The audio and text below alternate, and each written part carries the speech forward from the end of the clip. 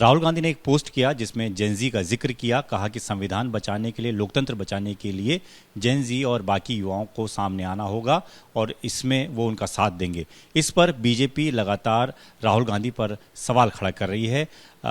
जो गिरिराज सिंह हैं वो कह रहे हैं कि अर्बन नक्सल हो गए हैं राहुल गांधी। हमारे साथ बातचीत के लिए तारिक अनवर साहब हैं। सर, अर्बन नक्सल तक कह दिया गया है, जेनजी का जिक्र किया राहुल गांधी ने। देखिए, ऐसा है कि ये लोग घबरा रहे हैं और घबराहट में ये सब बयान दिया जा रहा है। जहाँ तक जेन जी का मामला है, सभी लोग जानते हैं और इतिहास इस बात का साक्षी है कि दुनिया में या किसी भी देश में कभी कोई क्रांति आई, परिवर्तन आया, तो उसमें इस जनरेशन का हमेशा हाथ रहता है। और आज जो भारत की जो स्थिति है वो बद से बदतर है। नफरत, घृणा, धर्म, जाति, बरादरी, जो भी हो सकता है उसको फैलाने की कोशिश हो रही है। हमारी एकता, अखंडता खतरे में पड़ रही है।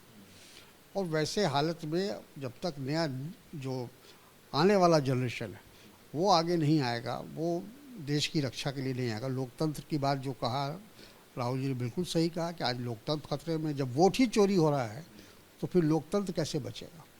तो उसको बचाना है तो उस जनरेशन को अपने दायित्व का निर्वाह करना पड़ेगा।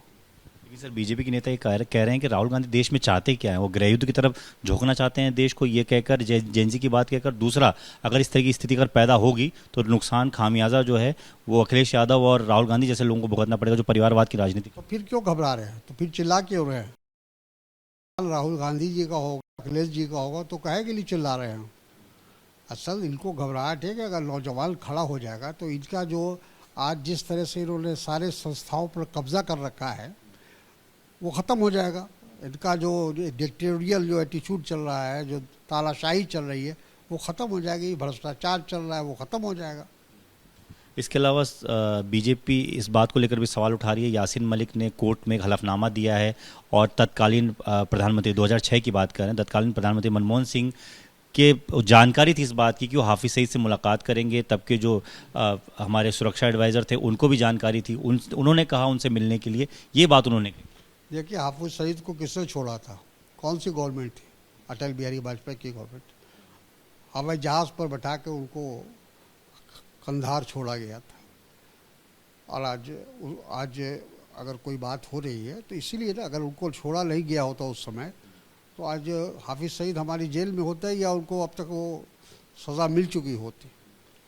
तो कहने का मतलब ये है कि उस समय अगर देश के प्रधानमंत्री ने अगर कोई प्रयास किया भी होगा, कुछ इसमें कोई हकीकत नहीं है, सच्चाई क्या है, लेकिन अगर किया होगा तो देश हित में किया होगा। जैसे हमारे बहुत सारे प्रधानमंत्री पाकिस्तान गए, अटल बिहारी वाजपेयी गए, हमारे भारतीय जनता पार्टी के वरिष्ठ नेता और उनके राष्ट्रीय अध्यक्ष थे अडवाणी जी, वो गए।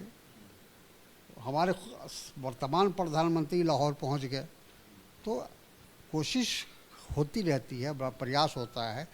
और अभी हम चीन के साथ हम बातचीत कर रहे हैं, तो क्यों कर रहे हैं? चीन तो हमारा दुश्मन नंबर 1 है।